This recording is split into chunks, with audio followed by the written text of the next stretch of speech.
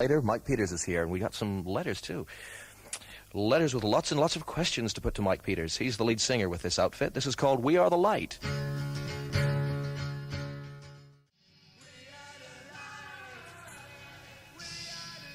The Alarm in session. We Are the Light. The second in our session tonight, just before we speak to Mike, I've got several letters piled in front of me here that I will address to Mike after we hear this one called 68 Guns.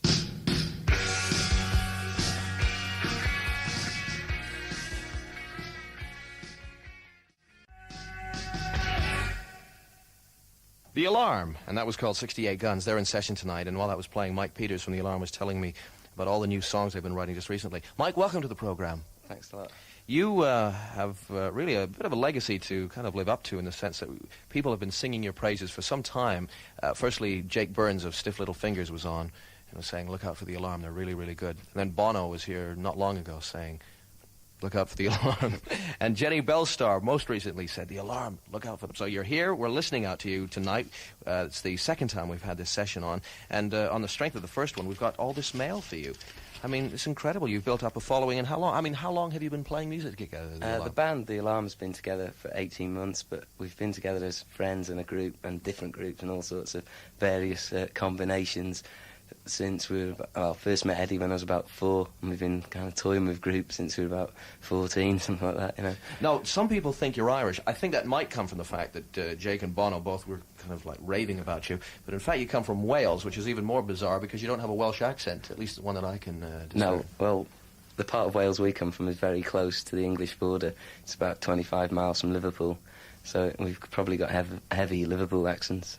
Why do you think it is so few bands actually come out of Wales, or come to our attention anyway? Clearly they make music in Wales, but so few of the Welsh bands actually come to our attention. Why is that? I mean, there's lots in Scotland, of course, in Northern Ireland and England, but not Well, Wales. I think that it first of all, it was like the Irish scene first came about through the punk rock explosion with like U2 and Stiff Little Fingers, and then a few months later afterwards it became Scotland with likes of Orange Juice and people like that, and I think now it's about to have the turn of the Welsh. So it's not through lack of bands, then? No, there's been a lot of groups in Wales. I just think that the trouble with a lot of the Welsh groups is that a lot of the good Welsh bands do stick to singing in Welsh, which restricts them in crossing over into an English audience, you know. Yeah. But where we come from, it's very English, so we choose the English form of singing. Yeah, it's easier for you, sure. How long was it before you got a record deal, then? Well, when we first moved to London, we recorded a single ourselves about 4 days before we left Rill to move to London. And we released that ourselves on our own little small label. And we pressed up 2,000 copies. And we played a lot of gigs for about 6-7 months. And then we finally got a deal with Illegal Records, which they've transferred us now into IRS, which goes through A&M, so we can actually get our records into the shops. And we waited about 6 months until we found the right people who were into the group for our music and not for the way we looked, you know. Were they the first people that came around, or were you really waiting for the right... We were waiting for the right thing. We had a couple of offers from certain record companies that we didn't feel were right, you know. What, because of the money? Not because of the money, just because we felt that we weren't ready to go into a recording deal, because we were using like acoustic guitars and things, and it was an idea. It was very much a small idea at the time, and we felt we needed to have time to develop the idea, so that when we actually came to make records, we could make strong records, and we were very sure of recording in the studio, because when we set the band up, we wouldn't record demo tapes. We went straight into a single, so we were kind of experimenting at the single process and not in the rehearsal studio and things like that. How did you get record companies interested in the first place? Because that's the big question. You see, with thousands of bands who send cassettes around and get nowhere. Well, I think the first point of contact with anyone is when a band actually plays live. And that's when you can really get across to people. And if you're a good group, people will go away and say, I saw this really good group. Yeah. And the word of mouth about a group is obviously one of the biggest forms, you know, of promotion of any sort of group. And it was basically a word of mouth thing that got record companies interested in the group in the first place, because we didn't have a manager or nothing, and we went out there, we was just playing these acoustic guitars, and everyone's going, what, acoustic guitars, I haven't seen them for a long time, you know, and then everyone just got interested in it because of that, you know. And do the Alarm have a manager now? We do, yeah. Okay.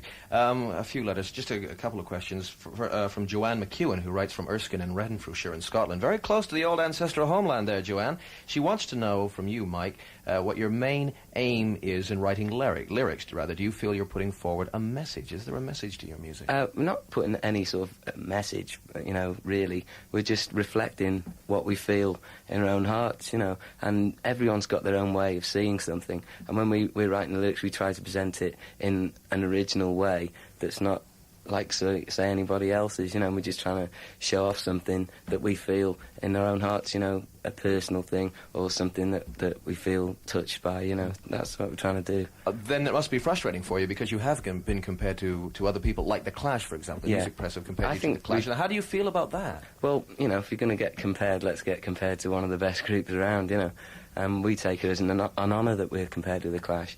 And I think that people are basically comparing us on The Clash in that people have got an idea of what they'd like The Clash to be like, you know. They've seen The Clash and they think, wow, The Clash is like this great, amazing rock and roll band. And I think people are confusing The Alarm with their image that they've got of The Clash, because we're basically nothing like The Clash. We've got a completely different set of roots. And I think it's people building up this idea of The Clash that they see in The Alarm. And you look different as well, as Joanne points out. She says, asks, is there any significance in dressing as cowboys towards your music, as in Stand? You mentioned cowboy boots. Yeah, that just came about in the song. But the clothes is basically a reflection of, it started off with, like, Dave Sharp from the band wearing a bootlace tie, and then Eddie came in with a pair of cowboy boots, you know. Because we're such close friends, it's obviously, it all rubs off on each other, and then before long we all had similar outfits. Joanne finishes the letter off by saying, you made a great appearance at Glasgow in December and March. Hope to see you in Glasgow again soon. Yeah, we're looking forward to it. 30th of May, we're playing 2 nights in the Marquee in London on the 28th and 29th, and then we're flying out the next morning from Heathrow, and then we're picking up the tour in San Francisco. That's exciting. Is it your first trip to America? It certainly is. Fantastic. John Chapman writes from Spalding in Lincolnshire. And he says, Dear David, hearing that you were going to interview Mike Peters of The Alarm, or any other alarmists, thanks to Flexipop for phrasing, I got a few questions. Actually, he's got tons of questions. I'll try a few. What influences did The Alarm have? I guess a comic influences. We've got lots of influence. I mean, we're basically, first and foremost, fans of music anyway. Yeah. And that's how we came to meet people like Bono and Jake Burns, because we used to follow those groups around, you know, and trying to chat to them afterwards. And we've got so many influences. I mean, from right across the range, from, you know, people like Bob Dylan and the Stones, right through to The Clash, you know, U2, Wah, Dexys, Midnight Runners, Mott the Hoople, you know, there's hundreds, and we just love music, you know. Do you have a favourite band? This is going to be really difficult in case any of you are listening. A favourite band of those you've supported? Not really, no. Okay.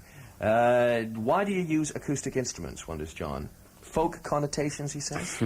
No, not folk, but it happened by accident, really, when Dave Sharp had written a song for the band on an acoustic guitar, and he brought it into rehearsal. We tried it out with our electric guitars, and it didn't quite feel as good as with the acoustic guitars. We thought, well, let's get the acoustic guitars in, and then we tried it, and we thought, wow, it sounded really exciting, you know. And we just kind of like went on and progressed the idea as far as we could, and we're here today with it. It's a nice idea. I like hearing acoustic guitars in records. Let's see. This is a good question. Question 8. Apart from the 3 singles, are there any other Alarm recordings available? Because there's a little bit of confusion. A lot of people assume that Stand, the current single, which is just outside the chart, is your second release, but in fact, it's technically speaking, it's your third. It is our third, yeah. Our first one, as I think I said before, our very first one was Unsafe Building, coupled with Up for Murder, which is going to be on the session. And that was our very first release, which we did rather than doing demo tapes, which seemed to be the way a lot of groups are presenting themselves, which to us seemed a bit second-class ticket. We thought we'd go straight for a single, and that puts us one step ahead of the rest, and that's the way we did Unsafe. And we only did 2,000 copies, which have sold out, except that we did keep a few hundred back for when we could get in a position when we could go on a tour ourselves and everyone would come and see The Alarm, that we'd have some left to actually sell to the kids, you know. Well, a few fans have, certainly in their letters here to me, asked how they can get a hold of that very first single. Well, if they come along and see us on the tour, they'll be able to pick up a copy. Right, okay. As long as it doesn't sell out after the first few dates.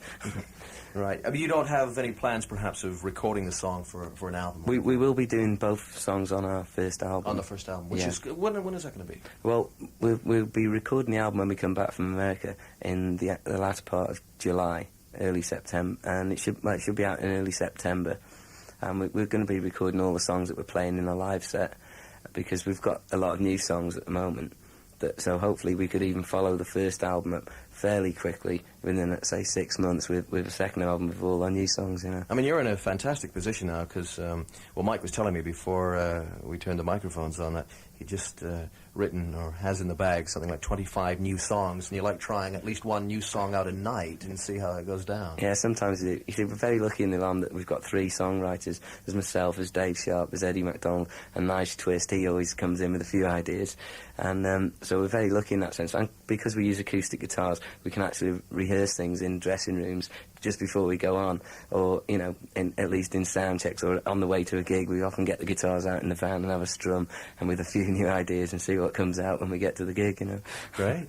Okay, let's hear some more Alarm music now. Is this one of your very early songs? This was the B-side of the first single, Up for Murder. But was it one of the first songs you wrote? This is actually the song that Dave wrote on his acoustic guitar that brought into rehearsal. We tried it out with the electric guitars. It didn't feel as good, so we put it back onto the acoustic guitars, and this is the song. Okay, from The Alarm in session.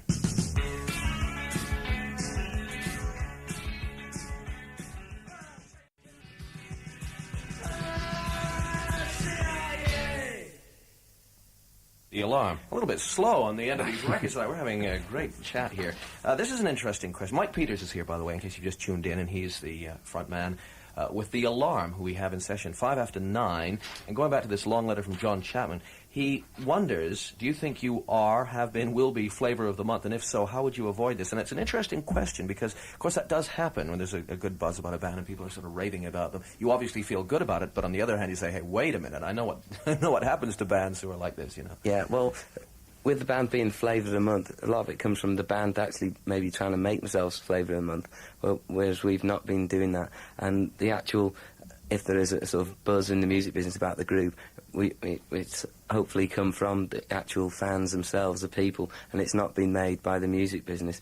So it is, you know, generally a kids following that have made the group, and, you know, if they've made us, they're not going to lose us overnight, you know. And the amount of letters we've had from the single has been phenomenal and really encouraging. And, you know, I'd like to thank everyone out there who's written to us, you know, because it's been really great. Safe Building from The Alarm, and they've recorded it for us in session tonight. Any particular dedication you'd like to do with this? I'd just like to thank everyone who's written to the band. Right, okay, here we go then. Declare yourself an unsafe building, suffering indignation of your world. To climb the ladders, you've got a safe building. The Alarm, Unsafe Building. The Alarm in session tonight. Finally, Mike Peters. Oh, a quick hello, I think, to someone who sent a rather cute photograph of you taking it to Newcastle City Hall at a gig. Claire Alderson. Hello to Claire. Thanks for your letter. I'll pass it on to Mike right now. Claire writes from Newcastle upon Tyne. Okay. You got some dates coming up that you'd like to mention, I'm sure. Yeah, we've got a tour starting on... Well, we've added a date, 2 dates actually, to the ones that have been advertised in the press. And one's in Cambridge on the 7th.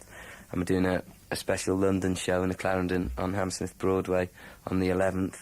And we're playing right across the country. We're doing Leeds University. When's that? On the 14th of May. Mm-hmm. Glasgow Night Moves on the 17th. We're playing Newcastle Dingwalls on the 23rd. Liverpool Warehouse 21st.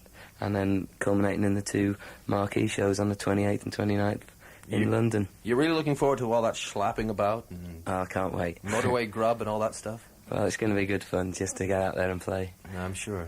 Try all those new songs you've been writing. Certainly will. Right. Mike Peters, thanks for coming in. Good to talk to you. Thanks very much, Alana. After all, we've been hearing about you and from you as well. Another from The Alarm in session a little bit later on, but this is a new single that just arrived this afternoon from China Crisis on Virgin. This is called Tragedy and Mystery.